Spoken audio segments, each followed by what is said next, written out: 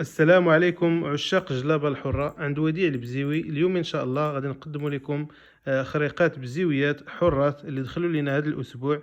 يعني ألوان راقية اللهم بارك كيف ما كتشوفوا، ألوان ممتازة جدا. غادي نبداو بهاد سدا في سدا، لون أسود يعني المليح، الجودة الرائعة اللهم بارك. سدا في سدا يعني الصوف كحلة ما فيهاش الحرير، صوف غرية ممتازة راس السوق. كنقدم لكم هاد الغوز سدا بسدا للنساء والرجال، الوان جد راقيه. كنقدموا لكم هذه كذلك قرونه اللهم بارك.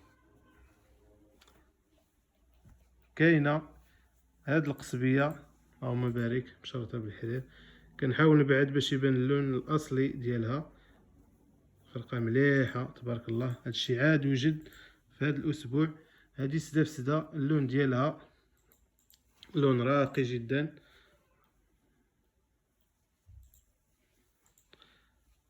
هذه كذلك بلو مارين مغلوق مشرط بالازرق، يعني مشرط بالحرير البيض كيطلع هائل اللهم بارك.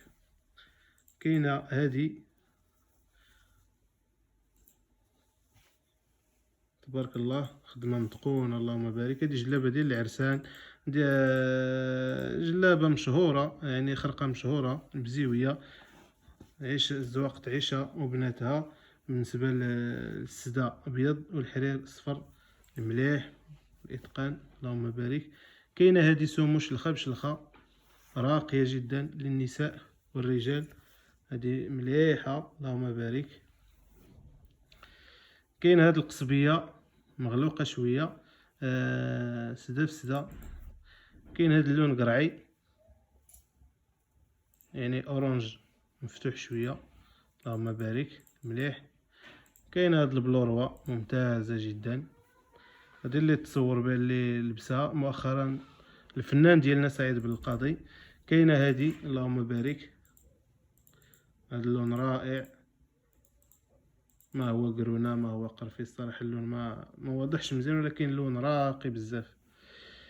كاين هذا سبع غليظ، كاين اللي كيقول لي سبع غليظ او شلخه بشلخه المليح، والجوده العاليه الصفر والبيض. كاينه هذه سدا في سدا في القهوي يعني بني مليح. كاين هذا الكري كري غادي للخزي راقيه جدا.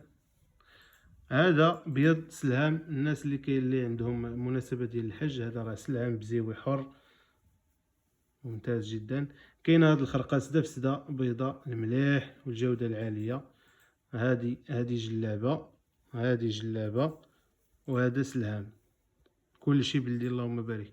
هذه تاني خرقه ديال خرقه بيضه ديال الجلابه. حاولنا ندخلوا منهم العدد لان عليهم اقبال في هذه الفتره. هذه كانوا اكثر من 5، باقيين دابا 2 وسلهام. كاين هذا الصفر في الصفر مليحه لون راقي جدا.